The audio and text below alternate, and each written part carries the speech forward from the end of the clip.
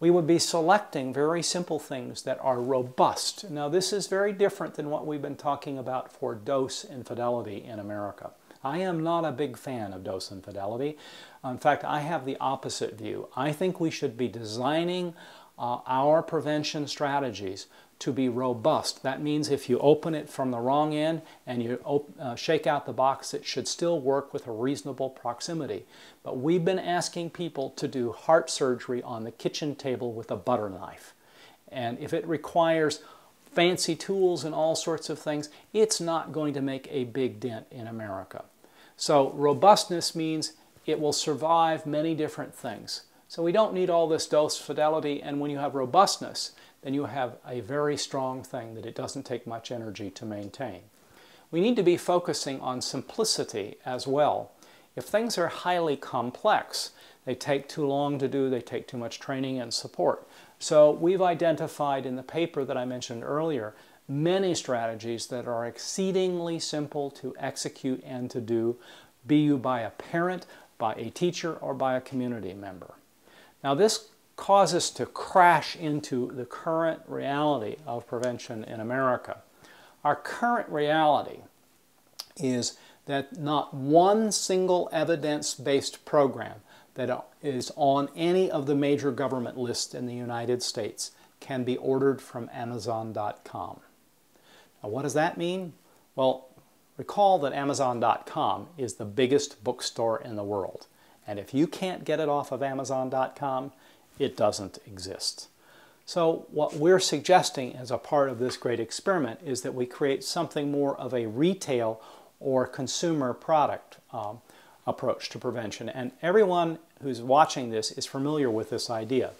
If you've had a new baby, you know that there are consumer products that would prevent injury to your child. Before you took your child out of that hospital, somebody bought, gave you, or you got yourself a car seat for your child to sit in. Now that's a consumer product. And where can you get it?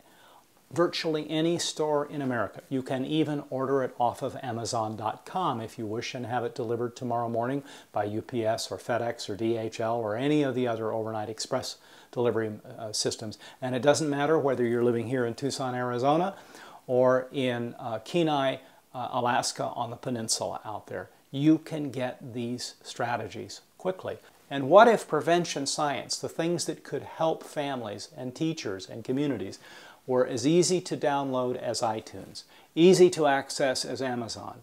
It had a YouTube thing so people could share their successes and we could see how it's playing out across America. We had a sort of Facebook social networking thing where people can share ideas and successes and see those.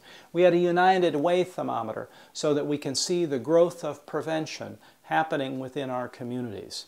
And it's available in every household in America. So we're building a website to support this. And you'll be able to download these things. You'll be able to get them right away, give them to people, be part of a social network. People can use gift cards or other credit cards to get those things. You can be part of an ongoing update service and download. You can have things sent to you by UPS, and you're part of a virtual community. One of the strategies, for example, that's an evidence-based kernel, which is also found in many programs for parenting, is something called Beat the Timer, in which a parent sets the timer or a teacher sets the timer and then praises and rewards the child for completing before the timer. Now, there are about 20 studies using Beat the Timer at home and at school, and this is also built into virtually every computer game. Well, that information on how to do that will be right here on the website, and you can find out exactly how to do that. This reduces ADHD in controlled studies, increases academic achievement, reduces oppositional defiance, and other psychiatric disorders in the scientific literature, including ADHD. So, sustainability mechanisms. Right now, prevention is entirely paid for by federal grants, with the exception of injury prevention like car seats and bicycle helmets, where consumers are actually contributing to buying their own product. So what we're proposing for sustainability here is that people could contribute to this entire process. We might have a healthcare organization like Blue Cross Blue Shield. We might have Child Protective Services or United Ways or other organizations and individuals participating and the private sector as sponsors for some of these things. This radically changes the texture and tenor and the availability of prevention in America. Now, what if you could get prevention services just like you can get a bicycle helmet or a car seat with a gift card? Then if you did, that information could be entered into a database. We could know how many people were adopting the evidence-based strategy that works, how well they were implementing it, how well they were maintaining it, what the results were, and be able to track what the overall successes are in the community. And most importantly, all of the people who are prevention practitioners in my audience today would not have to sit there keyboarding in all their interactions, because the people, the users, are keeping track of their successes, and we get to do what we really want to do, is to help teachers, families, kids, and our communities. That would be a simple gift. Now, we're engaged in a study soon here at Binghamton, New York, where we'll be actually tracking all of these things on geopositioning or GIS information by neighborhood to see what's called a dose relationship. For example, if we have a lot of people adopt the kernel, various kernels, does delinquency go down? Does vandalism in the neighborhood go down? That will be a powerful way of keeping track and showing the effectiveness of prevention in America. Big changes require leverage. And what do I mean by that? Well, we need to do what's called re-aim. We need to have a big reach, so a large percentage of people need to participate. We need to be using things that work, that are efficacious. We need to get a lot of people to adopt them. We need many people to implement them and to maintain them to achieve population level results. For us to have prevention for everyone, we need to make sure that the types of strategies that we are promoting are not hothouse orchids that grow only in a greenhouse in Hawaii.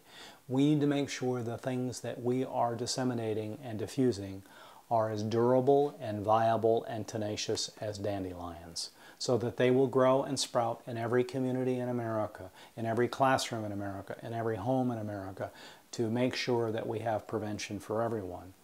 It's through this sort of consumer approach that we can break down these silos, because it's government agencies that are erected these silos. It's not we as consumers who are doing this, but we as consumers can start using and adopting strategies that will break down the silos of mental illness, substance abuse, child abuse, special education, poor academics, violence and crime, delinquency and risky sex, and poor health and injuries and disabilities.